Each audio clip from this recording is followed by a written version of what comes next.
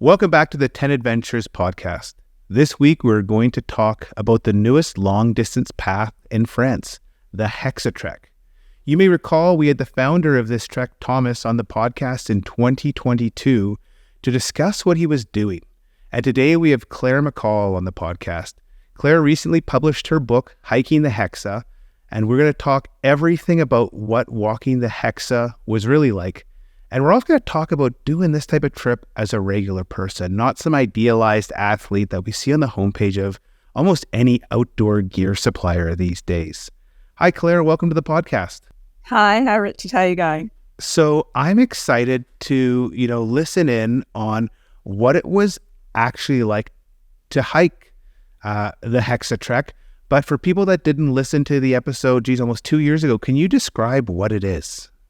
Yes, well, it's basically, they call it a Thru-Hike, and it's a 3,034 kilometre hike in entirety, which is split up into 6 stages.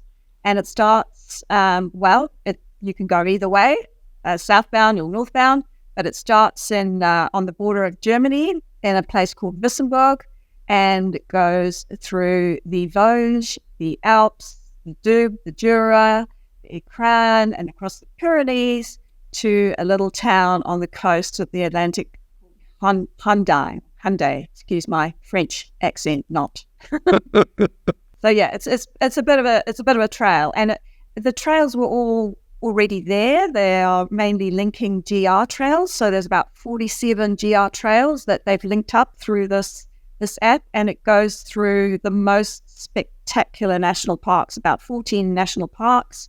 And most of it is mountains, which is a fact that sort of eluded me, I think. And this is a brand new trail, and you were involved, I understand, a little bit in getting the trail off the ground, somehow, supporting the creation of an app. Is that correct? Yes. So what the founders did is they did a call out to support the creation of the app. And at that stage, we had just been in lockdown in New Zealand. So in New Zealand, we really got a lockdown. It was pretty serious. I think we were at home, not allowed to go anywhere for about 3 months. So obviously I was searching online, looking at beautiful walks, thinking, let me out of here. And I did think of doing the PCT. But I think then the ideas of bears came into the PCT, and I thought, bears, I'm not so sure I can deal with those. And possibly because I was looking at long distance walks, the HexaTrek popped up into my Instagram feed, and from that stage on, I was absolutely hooked. I'm actually studying French, so I thought, this is perfect. It's God sent to me. I want to go on a long walk. This is in France, and so yeah, I signed up to support the app. And for that, we got the app for free once it was developed, and just started to plan. And so, my understanding, this was one of your, you'd done some adventures, but this was the first real long, through hike you'd done. Why pursue, an arduous through hike instead of, something more leisurely? I think basically I was slightly naive. I do a lot of hiking with my girlfriends here in New Zealand. We've got a fantastic system of huts, the Department of Conservation huts, where you can hike, and we've got 10 great walks, which are world-renowned walks where you can go on multi-day hikes and stay in huts. And in my mind, I loved those so much that I thought, a long distance hike is just like just adding those together. 3 or 4 days here, plus another 3 or 4 days. That's how it will go. So really, it was quite a naive perspective. And when I told my partner, James, that I wanted to do the HexaTrek, he's far more savvy. And he did try to point out to me that actually there were quite a few mountains involved. And when he said the word mountains, I feel like I heard the word valleys. And I just sort of imagined walking through these wildflower meadows, beautiful mountains on either side. I didn't for 1 minute think I had to actually walk over the top of them. I thought there was some way we could probably get round them. So anyway, I did want to do a challenge. It's not that I was totally naive. I knew it would be a challenge, but I just was not prepared for the type of challenge it really was. And so maybe talk a little bit more about what that challenge was for you. You're somebody who is outdoorsy, who's, I think I read you've summited Kilimanjaro, you're hiking in New Zealand, which has some pretty rough terrain. What was the challenge that made the HexaTrek different? I mean, it seems silly to say, but it's the length. It's that every day. And I thought I'd love that. I mean, I think before I went on it, I thought, what a freedom that must be. How amazing to not have to think about anything else and just walk and walk and walk. And I literally thought that I would want to carry on. I thought I would want to never stop. I want to kind of, get to the end. We could only do 4 stages of it because we have work commitments. So we rented out the house and we took off to France, but we knew we were never going to be able to finish the whole lot. But I thought, well, if I'm really loving it, I might just say, don't worry about the work. Let's just carry on and make that phone call and say, sorry, I'm not coming back to that big project. But once we got on the walk, I think the mental aspect of it was far more difficult than the physical aspect.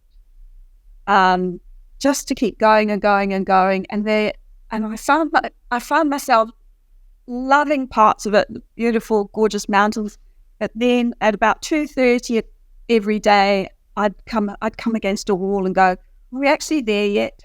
Have we made it yet? When's the camp?"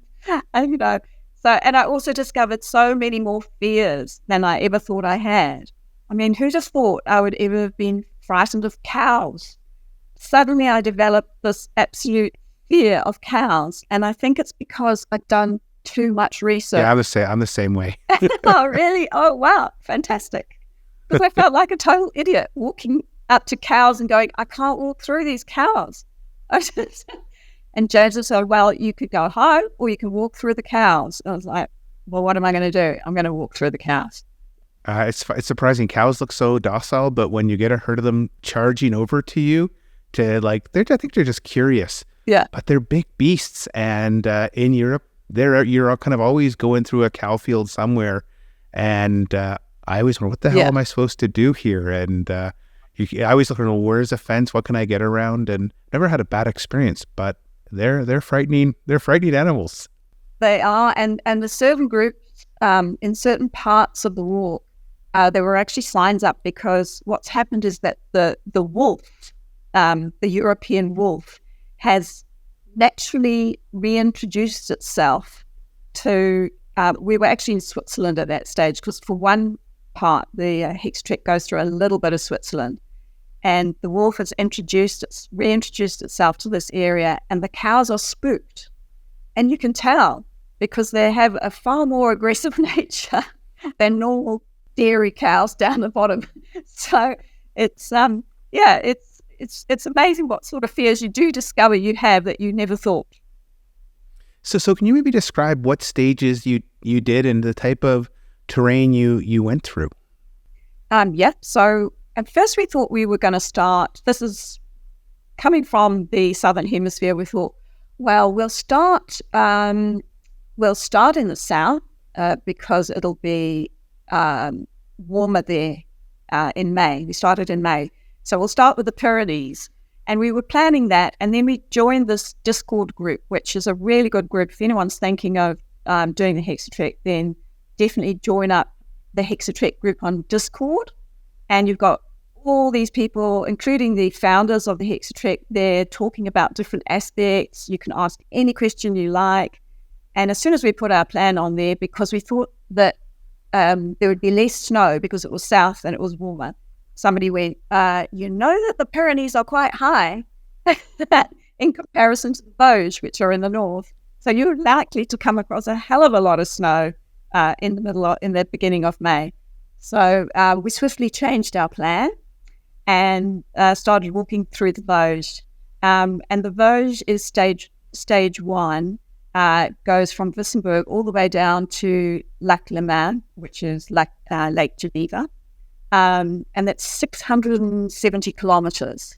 So that was we did that stage, and that stage was incredible. I mean, it was full of culture and history, lots of old castles and ruins and beautiful forest, very just gorgeous, dappled light to walk through. Just loved it, absolutely loved it. And also you get a little bit of the German culture there. So I would come up to people and try and practice my French and try and talk French to them, like foresters, having their lunch. They have their lunch properly there, even if they're working in the forest. They set out a little table, put their little, red and white checkered tablecloth on, have their bottle of vin, and they eat lunch properly. And I'd come up to these people in the forest and want to talk French, and they'd look at me blankly. They were actually talking Alsatian, which is a dialect of sort of Germany French. So I just loved all of that history and the culture and the people and just, old crumbling monuments. And so the Vosges were beautiful. And there are some very high parts of the Vosges as well, like the Ballon d'Alsace, etc.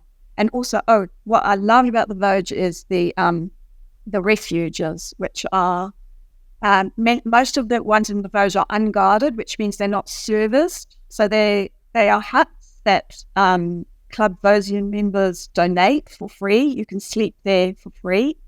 And they range from something like that looks like a garden shed to these really beautiful stone buildings with hand-hewn tables to eat on. And most of the time we were there on our own. There was nobody else. We would come up to this gorgeous hut and we would go, right, surely there must be some hikers about to flood in here.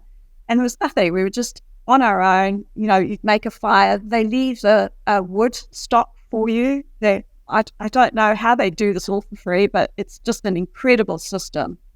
So that part, so much to say about the Vosges. I think the Vosges doesn't get enough good publicity. The Alps steal it all.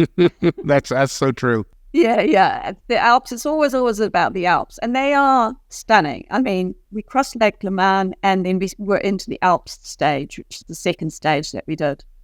And of course, it got a lot harder. I mean, the Alps are, as my partner James, who came on the walk, described it, they're like a series of waves. And they just keep going. Just like that, up and down, up and down. And the thing is, we were walking, because we were walking Sobo, we were walking up the more gentler side, but when you came to the down, it's kind of like a big drop-off. So for me, the up was far easier than the down, in fact. And really? I mean, my knees ended up looking like little watermelons. I thought they were getting nice and muscly, like lovely muscles in them, but actually they were swollen like watermelons the whole trip. Anyway, so yeah, we did 2 stages, and that was over 1,000 kilometers of the actual HexaTrek. And was your route in the Alps, was that following the GR5? Yes, it mainly follows the GR5. Yeah, absolutely. And we met, I mean, it was the pioneer year. And so we would say to people, yeah, we're hiking the HexaTrek, and they'd just look at us blankly. And they were mainly doing the GR5, the people that we met. There would be we had only, I think, Thomas, who you've interviewed before, was in front of us. And that was incredible because he was, discovering all the tricky bits and telling us, and we were like, oh, let's go this way instead. So yeah, it was a great adventure. Even though we only did 2 sections, it was 1,000 kilometers, and then we carried on with the GR5. We decided to change our route, and we carried on the GR5, and I wanted a natural ending point for it, and we thought ending at the Mediterranean was a natural end to the route. So we went from Germany to the Mediterranean. And changing the route is really hard. when you've got into that kind of a thru-hiker mentality. It makes you feel incredibly guilty. But I have to just keep telling myself we walked 1,300 kilometers. Well, it's funny. There's always the discussion of people who are doing a thru-hike of, do you do variants? Do you, take a lift if it's into town or things like that? And what I've always felt is do whatever feels right for you. And sometimes there's a variant that's not the official path, but it's super spectacular. It makes sense to, deviate for a day just to get a great experience. There is no right way to do these things. It's, the journey is more important than, following every specific footstep. Yeah, I think you never know what you're going to feel, especially if you haven't done a thru-hike before. Like, I hadn't done anything of this scale before. Like I say, the hardest thing I'd done before this was climbing Kilimanjaro, and that is hard, but in a so different way. So I don't think you ever can tell what you're going to be like on a trail. And what we never thought that. We thought we're not going to be purists, and if we want to catch a bus at a certain stage, we will, and that'll be fine. But the instant we set foot on that trail, catching a bus or hiking or hitching, hitching was just not on the agenda. And I never thought I'd feel like that. I felt that was cheating, not changing the route, but what was cheating to me was to actually take public transport. So we walked every single step if it wasn't the steps we imagined we'd be walking. And how long was your total journey over those 1,000 or 1,200 kilometers? So yeah, we did 1,340 kilometers, give or take, and we took 64 days. So we weren't running it, but we were enjoying it. And we met so many people, and I think when we met a couple of Swiss women, and they were of my age, and they were so much fun, and they had a really planned out agenda, whereas we were only looking 1 or 2 days in advance in our preparation for how long we were going to walk and where we were going to walk to. They had through the Vosges National Park, they had like a 15-day itinerary. And I just looked at it, and some days it was only 12 kilometers. And I thought, oh my goodness, that looks great. So we just adopted it, slowed our walk down quite a bit. And I had so much fun during those days. I mean, it was just, we had people, other people to talk to. I ended up playing Scrabble in French with them. And they were just so much fun. It was definitely worth slowing it down. And we sped it up after we left them. But yeah, these are the type of things you got to sort of take when you can, you get that opportunity.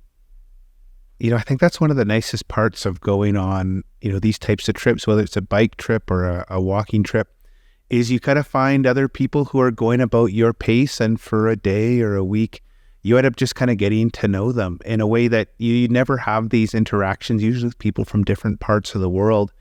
I always found staying in the mountain huts were also really good. You're all packed in, exhausted from a day of hiking, and then you're eating on these long tables, sharing a meal, drinking some red wine.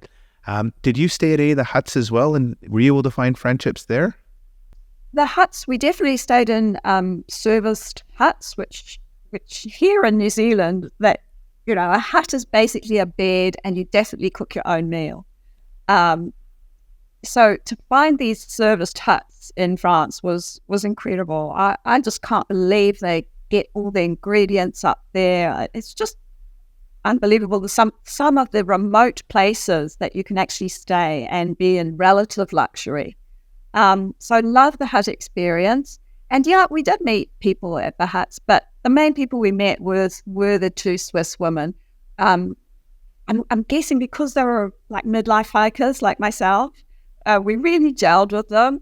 There were some fantastic younger people doing the HexaTrek in their 20s and 30s, and they were great, but they were just, on a totally different sort of mission to us. They didn't care. Some of them were running through it. Some of them were like, taking far longer time than we ever could or would. So when these two ladies came along, it was just fantastic. And we still keep in touch with them. In fact, we went back the year after to France because we fell in love with France. That's one of the things that happened, was we just went. We had so many people on the trail that helped us, locals, walkers. There was just unending kindness. It was unbelievable. And I'm not talking about trail angels because they don't really have trail angels there. These are just people in little villages or out walking the hills, give you this kern of advice or, share. Once we ran out of food and grumpy restaurateur, he seemed really grumpy to me. He was very proper. And I was like, can we pay you for a couple of bread rolls? And he was like, off he took to the restaurant, came back with them, and threw it some fruit. And he was just so kind, even though he was grumpy looking. Just meeting people in the huts was fantastic, and meeting people on the route was fantastic. And the huts I can't speak highly enough of them. But it's so, inexpensive, and it's very sad though that some of them are actually closing because the heat wave in France, which they've endured the past 3 years, as far as I know, because there's not enough snow in the winter, there's not enough water to keep them going through the summer, and some of them have to close, which is really, really sad. But the ones that are there and still operating, fantastic. I hadn't heard that climate change was affecting huts in the Alps, but it's true. The weather that's happening in the Alps. I know we spent some time in the Dolomites a few years ago, and we'd rented a little villa, and it was like 36 degrees, and we called the owner. And he said, it's never been this hot before. We've never, ever had a need for air conditioning until a couple of years ago. And it's, we're seeing it right before our eyes. Like these changes, huts that have been around for 100 years can't operate because of, there's all of a sudden no more snowmelt for water. It's sad because it is, kind of the quintessential experience. It's the little alpine villages, and then it's these remote mountain huts where they make you a great French or Italian or Swiss or German or Austrian meal with wine or beer and all the other people. That is just so wonderful. I'm interested, you talked a little bit about finding other people your own age, and you also talked about younger people. And one thing I've always felt is there's like this idealized outdoor person. And if you look on ads or social media, it's people in their 20s who are incredibly fit. Yep. But actually, when I go out to the mountains, it's like here in Canada, it's the most diverse place in all of Canada. You have young and old, people who have been, generations in Canada, people who just moved to Canada the year before. And, but I don't think people maybe realize that. And what was it like for you, your first big trip? Were you, kind of worried about, hey, is this something that's appropriate for me, and kind of, Absolutely. I mean, I think when you get to a certain age, you start, and when people in positions of authority start to look about 12 to you, I think you realize then that you've lived more than half your life and you have to get going and do something. And so I'm very aware of it. And when things start to creak and groan, you think, get out there into the mountains. If you want to do this now, do it. And I would encourage anyone, to try it, because once you start, I only started hiking in my 40s. And I can remember that first hike. It was just a day hike, but it was up something called the Pinnacles. And I was like, part of the Pinnacles name did I not understand? And I kind of got to the end of it where it was going vertical with ladders into the rock. And I was so frightened I actually didn't make it that time. I've since been back, and I've obviously got, improved, which just goes to show you that, you can start late, but you can still improve. And I've got to the top. So, walking in my 50s, like I say, I'm quite physically fit, but I never felt fit enough, especially for that long haul. I mean, there was always, every morning you'd get up and go, okay, which bit of me is niggling to this morning, and will it walk itself out? And usually it did. And we were very lucky. We were very lucky that we didn't have any blisters, no injuries. We did have COVID, which was a bit of a full stop on the walk for a bit. I think James got it first, and I was beating him up hills and all sorts, and I was thinking, this isn't right. And turned out he had COVID. So we had to stop for a bit. Only a couple of days though. You know, we were itching to get out of there. We wanted to get on. We had a schedule. Oh, so I'm interested, doing this type of trip with your partner. It's not often as adults we spend 64 days with one person, kind of 24/7. What was the impact of spending that much time together? It's funny, that's the question that so many people ask me before we were going. We're like, how will you get on? So I had no worries at all with that. But I have to say, James is a bit of a saint. With my complaining, and I don't know why he hasn't, he didn't poison my morning coffee or push me over the edge of a cliff sometimes, because I'd be going, are we there yet? Isn't that a shorter way? That kind of thing. And he's just incredibly patient. And I feel like he slows himself down a little for me, but we actually do walk at the same pace. So that's one thing, because I know that if you've got totally different paces, it's never going to work. But yeah, walking, I think it just drew us closer together in the end, because we've got so many amazing stories from that walk. And, you come back from a big adventure like that, and all you want to do is talk about it. And, within about your friends, within about the first week, their eyes are starting to roll, they're falling into a stupor. But you've got someone you've done it with, you can go over and over and over those stories and relive them. And that's part of it. It's, memories that we'll have forever. Yeah, there's something special about shared experiences. The good ones are great, but also the tough ones. And I have a story that's not suitable for the podcast about getting very ill with my girlfriend that is now my wife.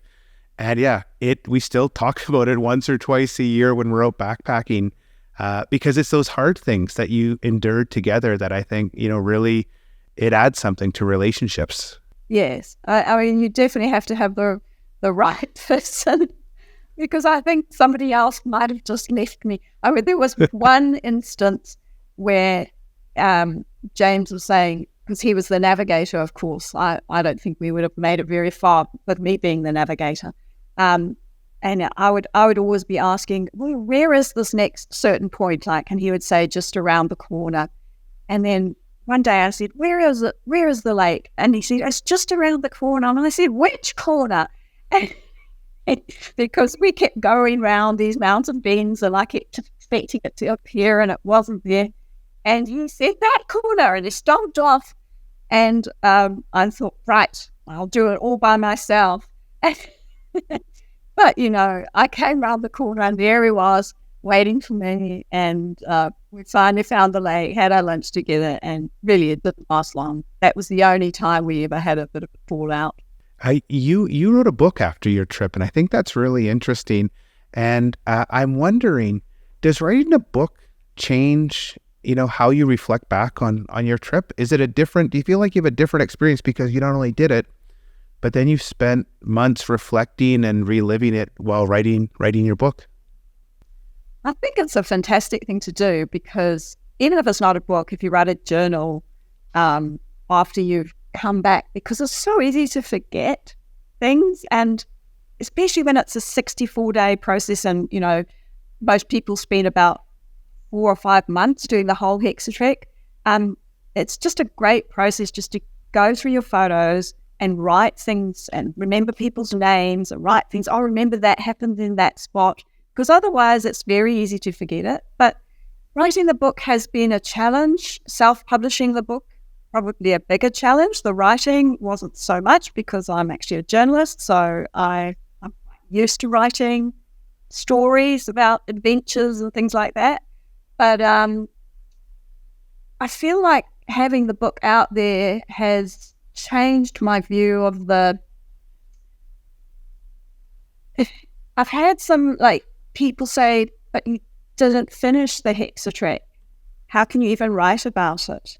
And I found that very challenging to accept, because I feel like you say there's so many people out there of all ages and stages doing what to them is a huge challenge. And just because they changed halfway through or they didn't actually walk every inch of a Thru-Hike, does that invalidate their experience? I feel like we are flooded with, hiking has almost become a competitive sport and a glamour sport at the same time. I mean, just the other day, we walked up a fairly substantial 16-kilometre hill in Queenstown, which is in the South Island of New Zealand. And right at the top, there's just an incredible view. But there were all these people changing their shirts and putting on new tops and brushing their hair and waiting in a queue to go out to the end point to take the photo that made it look as if they were there looking glamorous and gorgeous on the edge of this hill. And I just thought, what's happened to hiking? So writing the book has made me explore a whole lot of stuff like that and my thoughts about it. And I get it. I love it that there are young, beautiful influencers out there doing their thing. And it's better than sitting at home playing TV games or something like that, video games. But it does have the effect of sometimes making people who are maybe a bit older feeling slightly inadequate.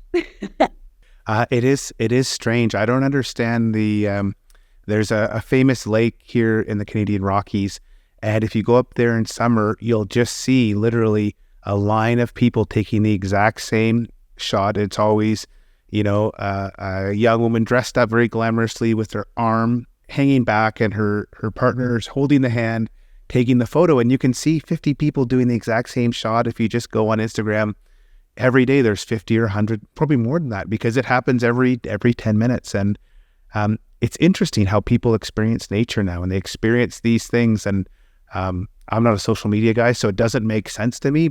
But as you said, if they're getting out into nature and they're getting all those benefits of, just being outside, Absolutely. being, exercising, if it means they have to take some photos like that, hey, I think that's great, because there's just so many benefits to these, hikes, even day hikes. I agree. That there's worse things they could be doing, right? Yes. Hey, Claire, I want to thank you so much for coming on the podcast today. It was great hearing your story about the HexaTrek. If people want to find your book or want to find you, can you maybe share where you are online? Yes. So the book is on Amazon, and it's called Hiking the Hexa. And my personal website is Claire McCall, which is my name, .net. So if you want to get in touch, ask a few questions, not too technical, I can definitely answer those. Excellent. So I'll put those links in the show notes, and I urge you to check out Claire's website or the book to, just get a really honest take on doing an incredible journey. And with that, thanks everybody for listening to this episode of the 10 Adventures podcast. We'll be back next week to explore the world and hear about more epic adventures.